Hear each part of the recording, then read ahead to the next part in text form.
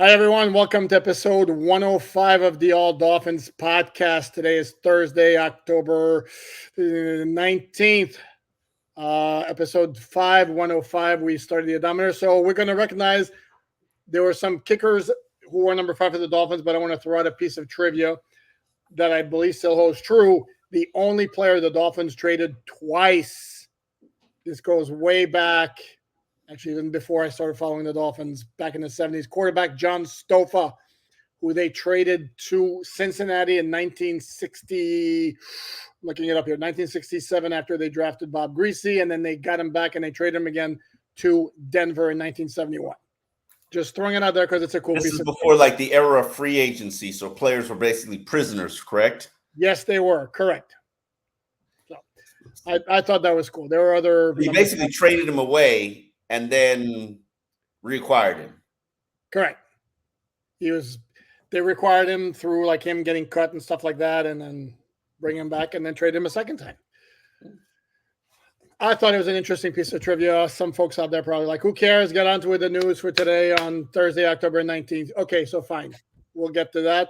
What today, is the news for the day? Coordinator Thursday, number one, and number two, the injury update report that had a lot of movement from yesterday. So which one are we going to start with? Are we going to start with coordinators or are we going to start with the injury front? Because I think the injury front is way more important, especially since we've got a starter that's missing. Oh, I completely agree with you. All right. Very well done. Would you like to do the honors, Omar, or would you like me to proceed? I will do the honors for you. On a positive front, let's get with positivity, okay? That's what we're all about here. Let me hit you with first. Jalen Ramsey practiced for the second straight day. There's no on, no off day. Boom, boom, boom. Positive. Absolutely. Then let's move on to Xavier Howard. Practice with his strain growing. Limited, but we don't know if he's going to be a game day decision. We don't know how he looked. He wasn't in the locker room after practice, and Xavier's always in the locker room. So more than likely he was getting treatment. We know Xavier is comfortable with playing with growing injuries. As comfortable as you can be playing with a groin injury. Yes, as comfortable as you can be playing with a growing injury. He does not want to miss this matchup against A.J. Brown and Devonta Smith. Boom, boom, boom. Okay, Connor Williams practiced today. We'll have something up on alldolphins.com giving you his thoughts on his growing injury, which he admitted he re-injured playing against the Giants. This is trying to play it smart and cautious. Right now, I would say he's 50-50 to play on Sunday. Definitely wants to be out there with his teammates against an Eagles, the forceful defensive line. This is a money-making game for players like Connor Williams, who's a free agent, but that decision probably is out of his hands. Boom, boom, boom. But to be fair, it also can be a money-losing proposition if you're playing at less than 100% and you get dominated by one of those stud Eagles defensive tackles. Yeah, they got 3 studs on that defensive line. One of them's hurt, and Jalen Carter, but Fletcher Cox is still pretty damn good.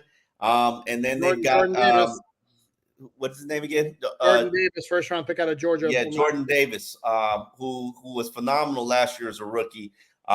Those are 3 man eaters. So it'll be interesting to see what happens there if Connor Williams doesn't go. We know another ride on the Eichenberg Express.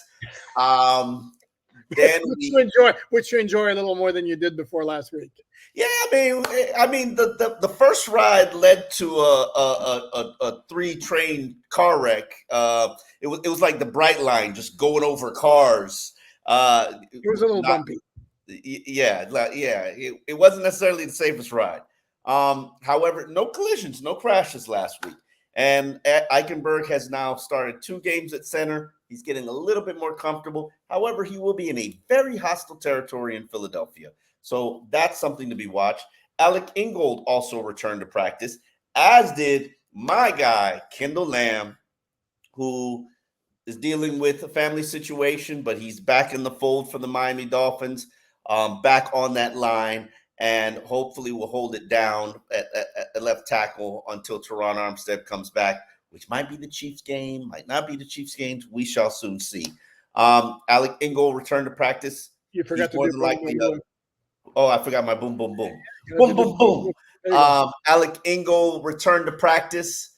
He is probably want to be one of those guys because of his foot injury. Maybe misses the first practice of each week. He's playing. Nothing to worry about there. But now for the gut punch. I'm missing something. I think you might want to stick to writing and then forget about your career as an actor. But go for Hey it. man, it's my career as a boxer. I actually miss Oh, boxing. I need to find myself a South Florida gym that I could go and for because I was really big into training boxing, and I need to get my fat, you know what, back into working out. What was I gonna say?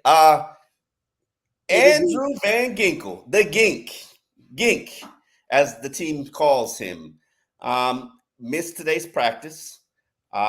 He is listed on the injury report as illness. His children, as shown by his wife Sam Van Ginkel, Sam on social media. Yep. Sam on Sam's Instagram post, she posts them all in the hospital bed. Oh, and hopefully smiling. The Andrew and Sam both smiling. But as you mentioned, listed as illness. Listed as illness. Let's just hope that the Van Ginkel family everybody is healthy. I'm not even worried about. I've got a 2.5-year-old. I know what that situation is like, and I also know what my kids got. I got too. So because we're gonna cuddle while you feel sick. So let's hope everybody is healthy and makes it out of the hospital and settles in comfortably. Gink, we're rooting for you. And come back when you're ready. Now, this is going to, if he is, I don't, depending Sure, on let's not even speculate. We don't know. He could be back at practice tomorrow. It could be lingering for a few days. We don't know. Could be a game day decision. So let's move on. But according to Vic Fangio, even if Van Ginkel's in the lineup or not, Jalen Phillips' snap count is limited to about 20 to 25 snaps.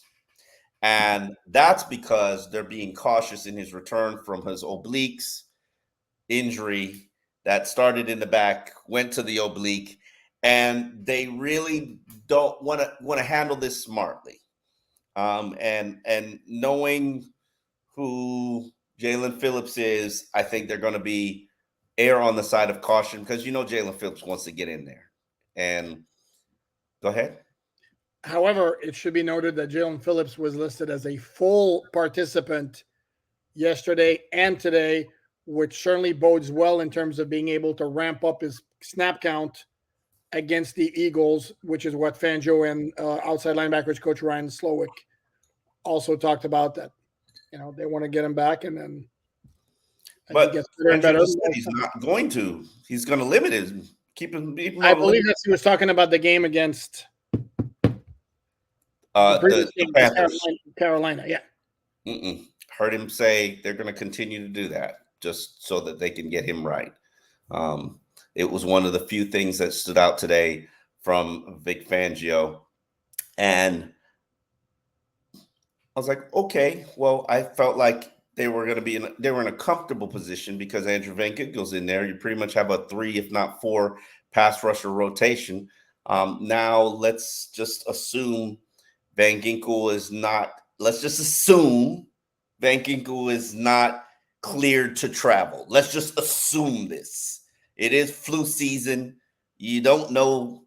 And let's just assume you don't want to expose him to the entire team because that would be a bad thing. Bad recipe. Hypothetically speaking. Hypothetically speaking. Now, let's hope we can get our top pass rusher back. But hey, how do you handle that rotation now? Do you have to sprinkle in a little more Agba? Do you give Cameron? I can't imagine you would even have to ask that question. Of course, it's a lot more Agba. Come on, Omar. Listen, I'm not going to pretend like it's looked good. Okay, I don't.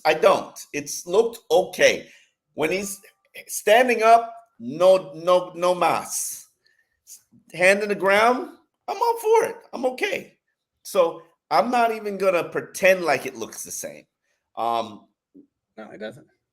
but when you're making $15 million, Yeah, but that ship has sailed. I mean, he's making what he's making, and it's like, but you want to get out there and you want to try to prove your worth to your team. I oh, mean, sure. have you proved your worth to the NFL? Have you just given up on Ogba?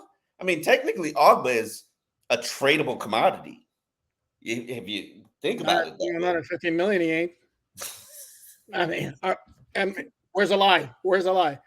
But we often talk about contract year being a great motivator for players.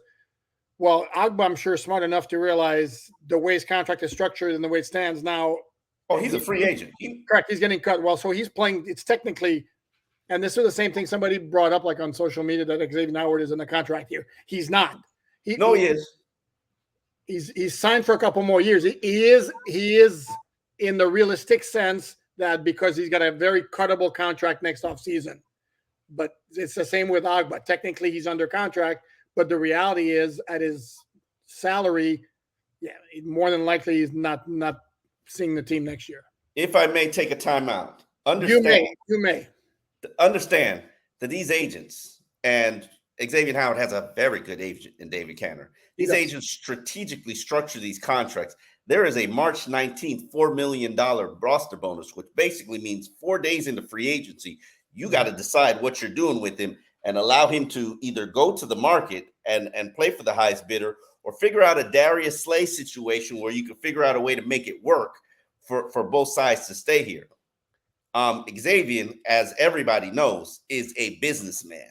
And so the contract is the way that it is on purpose. So I look at this as a free agent contract where ultimately the Dolphins are going to keep him if he's exceeded what his price tag is. Now, maybe they see what Jalen Ramsey and Xavier Howard look like together in the final month of the season in the playoff berth and say, let's run it back.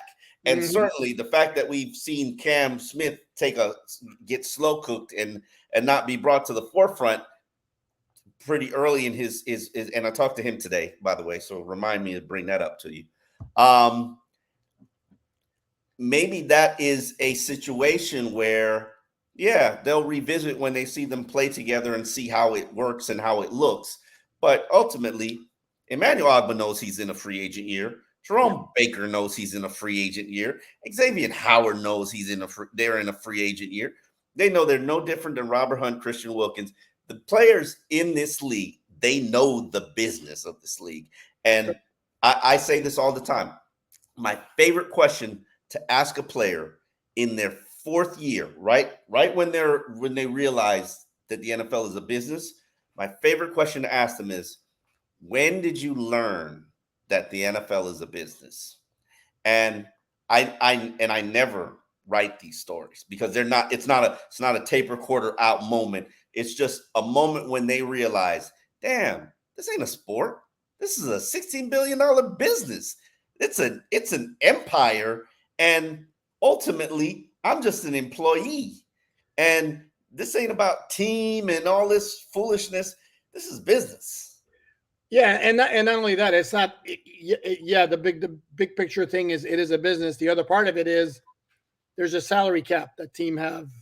I mean, yes, there are ways of juggling things to make players fit, but ultimately, you can't give everybody everything they want, no matter how much money you have as an owner.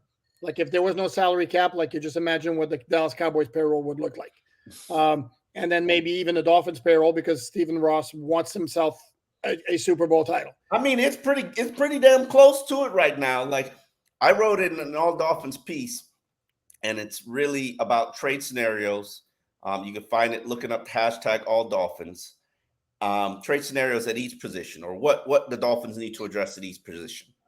And I mentioned a couple of guys, and Devin White is one of the players. The linebacker from Tampa Bay is one of the players that I do mention.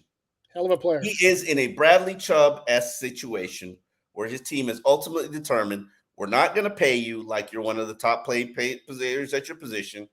He's clearly going to try to force his way out to the situation that gets him to a team that will pay him in season like he's one of the highest paid players at his position. Similar to your linebacker that went to the Ravens, Roquan Smith. I was going to bring Roquan him up. Smith. Yeah. And so in the next 11, 12 days, I'm sure Chris Greer will have a conversation with Tampa Bay's front office. And I'm sure he'll ask, yo, what's the price on Devin White? Like, holla at me. And the price will be expensive in draft picks, in currency. The price will also be have to give him a new contract, more than likely during the season, if not try to franchise tag him at the end of the year, which could get complicated because you're probably going to try to franchise tag Christian Wilkins. You can't do both. But you don't think Chris Greer is going to have that conversation and ponder it? But it adds up. It all adds up. And the Dolphins have been moving in the F them draft picks mentality, and let's go trade for. Which is fine. It works for the Rams. If the goal is, again, you want to have one Super Bowl title and then pay the piper 3 years on the road, or you want to be good but not great every year. I would want to, not that I want to say, I was going to say slow your roll, but that's maybe too harsh. The thing with Devin White, where I would say, not sure I would count on it. It's ridiculous. Well, not only because it's not off the table, but it's but here's the problem. The Buccaneers play in a booty cheeks division, and right now they're ahead on top of that division at 3-2. Why would they want to give up one of their best players when realistically they could make a run at the NFC South, as bad as it is? So depends on what they view themselves as. Are they a rebuilding team? Do they want to make a commitment to pay him? Remember, a lot of times the player can force the situation, and you actually think Devin White's going to be like, pay me now, or I'm going to do a hold in, or all of a sudden my back's going to tighten up for the next 5 weeks? Hey, that back can tighten up on you real quick. You know what I'm saying? Or a neck injury. Go ahead, Omar. Do it. Or a neck injury. Or a neck injury. Oh man, you just had to say it to me, huh? Yeah. When things go bad at all, Dolphins will be like, oh, my neck's been hurting me for a minute. I got to go see the chiropractor, the IR. Can't go to work. But I bring that up. I'm not even interested in Devin White. That price is going to be too steep. But I am interested in Levante David. You want to give me a 33-year-old linebacker on a 1-year deal for a late round pick? I like Levante David too. I think he's a very good player. He can solve a lot of problems here. But anyway, that's besides the point. That's beside the point. Can I make a point though? However, I do want to say in further detailing the injury report that Howard and Williams were listed as limited participants in practice. Same with Alec Ingold, but just the fact they were back at practice was very good. The other players who were limited today were Nick Needham with the Achilles. Again, he remains on reserve PUP. Kader Kohu for the second straight day with a neck injury, which don't necessarily, not crazy about the fact that I see him limited. And then the other one is, as I look here very quickly, Jalen Ramsey with a knee injury, limited. He's already not playing against the Eagles. So you know what? It just hit me. There hasn't been a day where Kader Kohu hasn't been in the locker room. That means he was getting treatment. That's and getting piggybacking on this conversation, because I talked to Cam Smith today. Remind me to say something about Cam Smith as well. Go ahead. But you I am not that person, and this is a moment of full transparency. When a rookie's not playing, I'm not going to go up to that rookie and be like, why aren't you playing? Why aren't you playing? What are you doing wrong? Why can't you get any playing time? What'd you do to Vic Fangio? Hey, did you learn anything from that double move you got roasted on in the exhibition season? No, I'll keep my distance and give that guy time to grow, time to learn, time to sort of formulate like where he is and gain a level of comfort. Cam Smith has been working very hard on special teams. He's gotten better and better. I would argue to you he might be the 5th best special teams player right now. So there's growth in that area.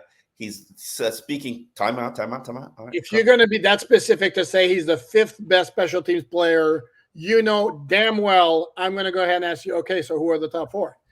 Okay, let me give you my top four. My number one special teams player is Elijah Campbell. Okay. It ends and starts with Elijah Campbell. Then I'm probably going to go Justin Bethel. Okay. I think Cameron Good has been a very reliable, big frame guy, tackler, kind of individual. He's been good. Huh? Yeah, he's been good. And then Omar, he's been good because his name's good. Sorry, never mind. What? Good. And then I'm gonna go. I can't remember which one it is. It's either Chris Brooks or Julian Hill. They're both.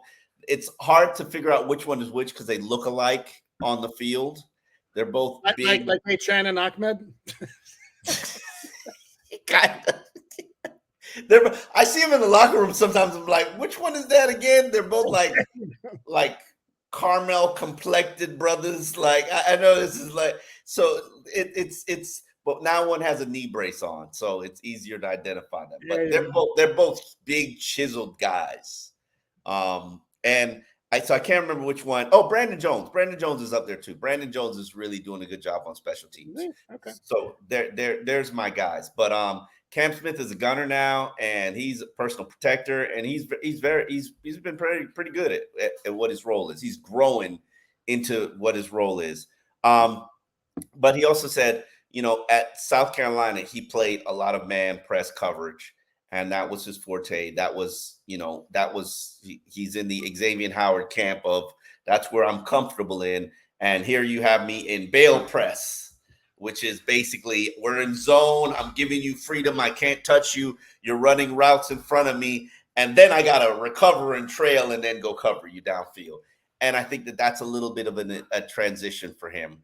And so he actually said, and because he said it, I can share it with you, that he spent the majority of the early portions of the season working on scout team covering Tyreek and Jalen and helping them get ready for the week. And he said, I am learning a lot about how deep offenses think, about timing, about route recognition from doing that. And obviously he's doing a damn good job because this offense's record is on pace to set NFL records right now.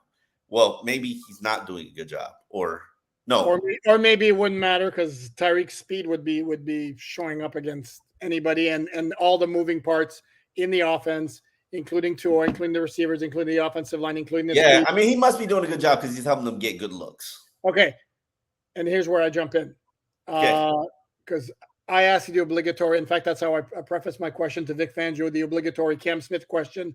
And is he knocking on the door? No, that's not how I phrase it, but he did say something that was very interesting to me that I was like, and I got the quote here pulled up because I asked him, well, first of all, he finally got the snaps on defense against Carolina. It was only 4 snaps, and he said, well, they were pretty uneventful and that the ball didn't go his way. But he said he's getting more reps in practice and is progressing, and you never know with our injury situation in the secondary, he could show up. And to me, my antenna went, ooh, this is interesting. Could he show up as early as this week? Especially if X obviously is not 100%. Kato Kohu obviously not 100% with the neck thing. Ramsey's not there yet. Eli Apple has been up and down. There is no reason, and I don't mean to question the savvy and seasoning of Vic Fangio and his knowledge and what he's got in store for his defense. I don't want to question the man, a genius. But you're going to anyway. However, there's no reason why this young man shouldn't have had 25 snaps in games against the Giants and Panthers. Completely agree. What'd you say?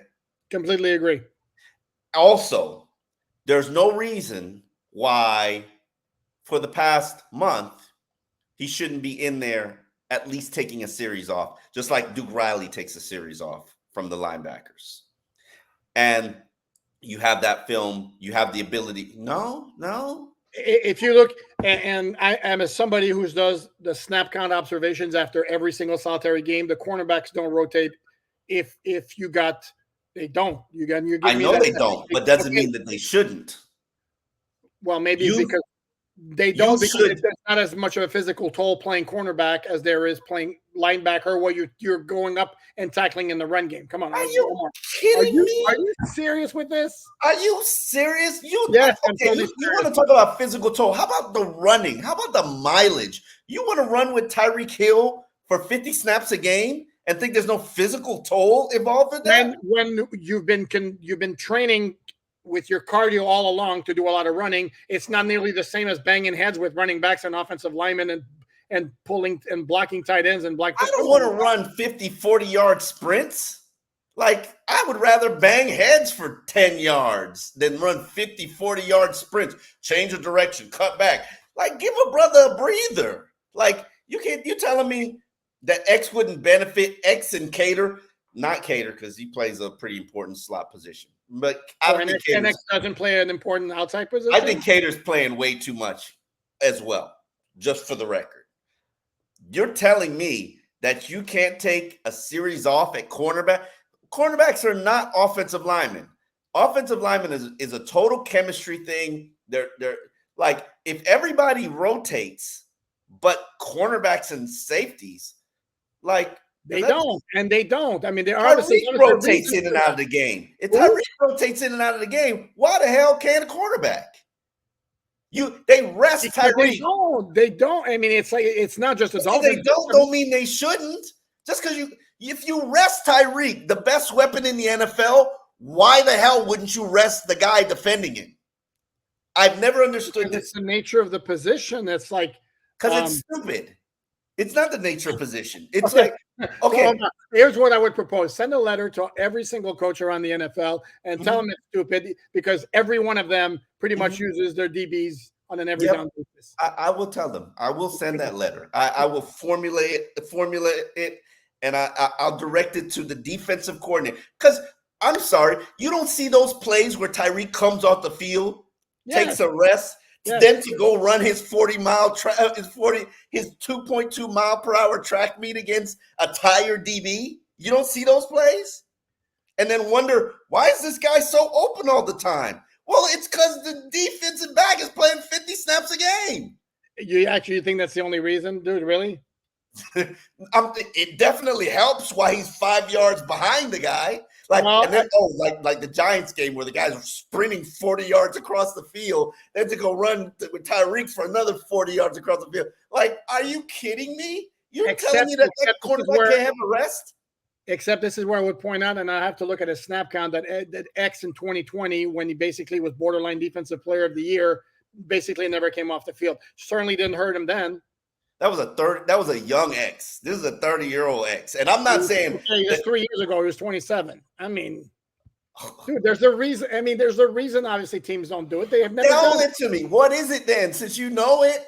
Because generally speaking, unless you have like 4 cornerbacks who are equal ability, where there's no drop off in coverage, and you can rotate without missing anything, then you telling me Cam Smith can't take a first, second, and third down drive?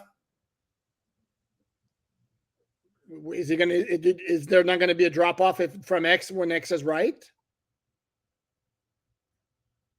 I mean, again, well played, but okay. So you're telling me that you'd rather have a tired X than a fresh guy with a little bit of drop off. That's what every coach. It's for the Dolphins since the history of time has said. Not me. I just think it's ridiculous, but we shall move on. We shall move on. Can we move on to the Eagles? I'm not saying put Noah Igbenogany out there. That's not what I'm saying. I'm just saying. But generally speaking, there's kind of a drop off between your starting cornerback and your backups. Yeah, there's a drop off between Tyreek Hill and River Craycraft too. Doesn't mean Mike McDaniel doesn't rotate them. No, that's a good point. But then it's possible that when Tyreek's not in the game, they're not going to throw the ball in the next play, so he's not needed on the field at that time. Yeah. They're set. No, what they're doing is they're resting and setting these cornerbacks up. They have Robbie Chosen out there running that cornerback like 40 yards downfield like 2 straight times. Then he sticks in Tyreek, and voila, best offense in the NFL. Like And poor Robbie's running for no reason because they're not bringing him. Hey, Robbie enjoys winning, so he doesn't. And he's not complaining. But it's the mad genius of Mike McDaniel. He's sitting here draining these cornerbacks and then puts a fresh Tyreek with a fresh IV in the game. And it's like I watched this and I'm like, don't these teams realize they're just wearing down your cornerback and then putting fresh Tyreek in the game? Yeah, except Tyreek's faster than any player in the NFL on the first play of the game anyway, if we're going to be honest about it. Can we move on to the Eagles injury report? Because there were some significant developments as well for them. And they were the two significant changes on the injury report were good for the Eagles, bad for the Dolphins. If you want to look at it from that standpoint, that's Lane Johnson was back at practice. He was limited. I saw a little video of him moving around, and he looked pretty good. He looked like somebody who's going to play. And also back at practice, albeit on a limited basis, was the aforementioned Devontae Smith, who makes up half of that great wide receiver tandem, who, as we discussed in the media room, probably the best the Dolphins will face all year. Yeah, Jalen Waddle said he's playing. They're homies. They talk every day. He's playing. So don't and then they added Julio Jones, who's not Julio Jones of 3-4 years ago. He's old, but he still can play. So there could be some work on the hands of the DBs. Jalen Carter also practiced. He was limited as well with his ankle injury. Dallas Goedert, the tight end, they're very, very good tight end, has a groin injury, also was limited. Sorry? Who should be the Dolphins and Mike Gesicki? That is true. Yeah. I will never let that go. No, absolutely. And I think at the time of the draft, we were all like telling each other they picked the wrong tight end. Because I remember that. What else on their injury report? The two guys who did not practice were safety Reed Blankenship and cornerback Bradley Roby, the longtime Denver Broncos. Got a shoulder injury, but he's bounced around a little bit lately. I don't know how big of a player he is. He got signed mid-year. I think the Dolphins brought him in for a workout. They should have signed him too. No offense to Perry Nickerson. And then they brought in Bryce Callahan, and nothing ever came of it. No, they brought him in when Eli Apple came in. They brought in Reggie Roby. Bradley Roby. Darius Slay, knee injury, was a full participant.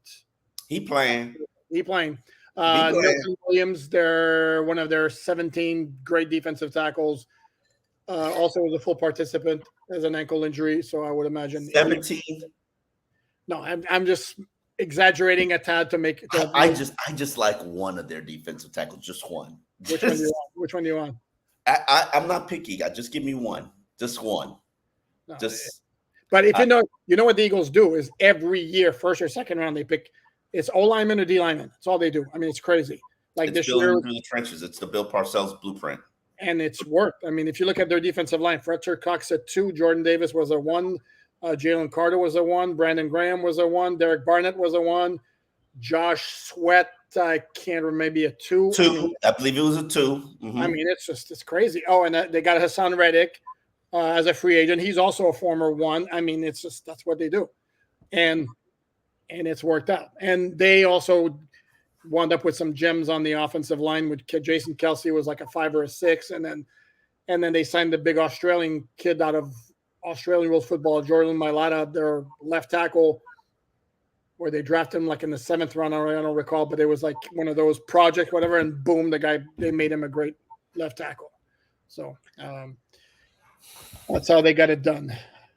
So that takes care of the injury report. The coordinators, anything else Vic Fangio said? They talked about Vic Fangio, if you guys don't know, is a huge Philly guy. And in fact, if you don't remember a few weeks back, Cameron Wolf was in the media room for the coordinator session, and he had a Phillies hat on. Another Phillies guy. So what? Another Cam Wolf is another Phillies guy. Yeah, and Fangio completely disregarded my Expos hat, boo him, and then pointed to Cam Wolf with a smile on his face. There you go. That's the ticket. So talked about growing up an Eagles fan and Phillies fan. What he said that was interesting, though, beyond that, is that in his stint last year as a consultant for the Eagles, officially 2 weeks before the Super Bowl, helping the offense and unofficially getting phone calls from then DC Jonathan Gannon every week, Fangio said, I was giving them information. They weren't giving me anything. So if there's any team that's going to have an advantage from the familiarity aspect of this facing Fangio, it's the Eagles, not the Dolphins. I don't believe any of that, but it makes a good story, which you wrote on alldolphins.com. And it's funny because Nick Sirianni, the Eagles head coach, said the exact same thing. So we didn't give him crap. We didn't give him any secrets. He was just telling us stuff. So who knows, right? Yeah. What else did he say? We talked about Perry Nickerson had earned his playing time, which is why he was in the dime role last week. He didn't really poo-poo anybody on defense this week. He corrected reporter David, sorry. And basically said, because David asked him if he's seen improvement from Christian Wilkins from last week's comments, where he basically said Christian Wilkins was a little bit rusty. And he was like, no. I was referring to rust earlier in the season. He's been good. He's been good lately. And the defensive line has been relatively good. But let's be real about it. They haven't played anybody the last 2 weeks. And not only that, they've also been ahead by big margins quite a bit, which certainly helps the pass rush because opposing teams now have to throw to get back into the game. Mm-hmm. So but they've done better as a run-stopping unit as well. They are just slightly 3.4 yards above the NFL average and under when it comes to yards per attempt. So props to them for getting their run game act together. Obviously, they're stat padding on the sacks and the QB hurries right now. But let's do it against a real team this week. Correct, because this is where, yes, I'm going to be that guy. You could point out that Giants were without Saquon Barkley and with basically a papier-mâché offensive line. No offense to anybody. And then Panthers without Miles Sanders. Oh, we're talking jazz music here. Cool. Yeah, I know. Nice. You'd love that, wouldn't you? I'm not a huge fan of jazz. So. Oh, are you not? Okay. No. Not really. But yeah, so the point being, and I agree with you that, okay, this is a big boy game, and this is where you dudes have to show up. Like, for example, it's interesting because you talked about this could be a money-making game for Connor Williams. This is a money-making game for Christian Wilkins, too. Money-making game for Robert Hunt, too. Listen. This is what you put the film on for when you're trying to evaluate players. I did want to address a couple of things that Frank Smith said in terms of the offensive coordinator. Talked about the growth that Liam has showed. Liam is improving. Liam is going to continue to get snaps at center. I personally think that Liam's going to be in that lineup, but we'll see tomorrow whether Connor Williams practices. Also talked about Jeff Wilson. Jeff Wilson looked ready last week. The question is they didn't have a roster spot. Well, right now they have a roster spot. They are down to 3 healthy backs, and that includes Jeff Wilson. So more than likely he's going to be active, and they've got to find a roster spot for him. Saw Chris Brooks in the locker room. He's wearing a knee brace on his right knee. He's got a knee and an ankle injury. If I'm going to play Nostradamus from an injury standpoint and roster spot management, Chris Brooks is probably headed to IR. Which is what I've been saying. Yeah. And no, I don't feel getting back to Vic Fangio. We asked him about Nick Needham, and he kind of said, people keep telling me he's pretty good. I'm still waiting to see it. And I was just like, ouch. And he also made the point he's gotten a lot of snaps with the scout team, but with the regular defense, not so much. Yeah, not so much. And he's coming back from IR. Somebody had to take over Cam Smith's duties now that Cam Smith's working with the real defense. And understand when you're working the scout team unit, you don't have the opportunity to work with the defensive unit. So you basically are knocking at the door, as Vic Fangio would say. Eventually, we might let you in. So and ultimately, they know what they're seeing from Nick Needham in practice. I have said all along, I don't necessarily think it's a slam dunk that he gets activated off reserve PUP. And as I made the point earlier, because he was PUP and not IR, it doesn't count against the limit of 8 that you have.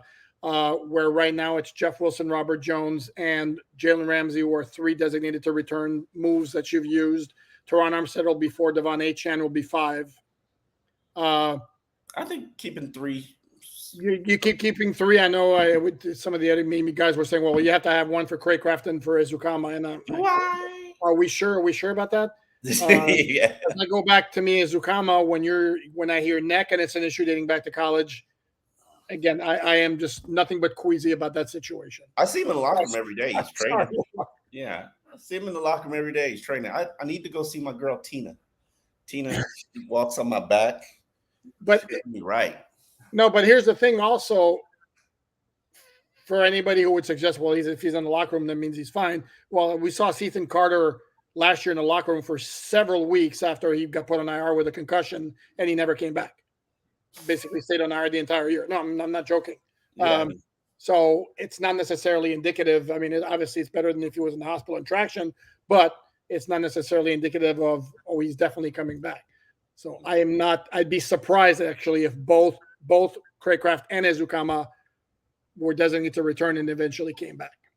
Mm-hmm. Well, I think we've covered everything from coordinator Thursday. Friday is a big day from a practice standpoint, so it'll be interesting to see what comes of that. Will Xavier Howard continue to practice? Will Connor Williams continue to practice? These players, they love those nationally televised night games. They want to be on the big stage. So we'll see if they push through to try to make it to game day. And we'll also see what happens with Jeff Wilson and with Nick Needham. Probably Nick Needham, not so much. But AVG? Andrew Van Gango, the gink. Well, I mean, knock on wood, he's back at practice tomorrow. I mean, yeah. Illness. I don't bring you back to practice with an illness. I don't want you contaminating the whole team. Correct. You can't infect the team. That's for sure. Not before a big game.